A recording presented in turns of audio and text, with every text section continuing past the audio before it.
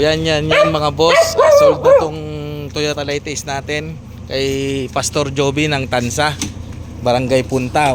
Pastor, ano, Barangay Punta o na? Nice deal ho. Magkano hong nakuha? 40. Ayos ah. Nice deal po. Okay po. Pastor, ingat po kayo. Ito siya nakakuha ng ano natin, Lightace mga boss. Yan po.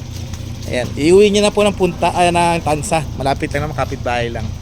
Binigyan natin sa tawad ni Pastor at gagamitin niya sa pang-service at sa simbahan.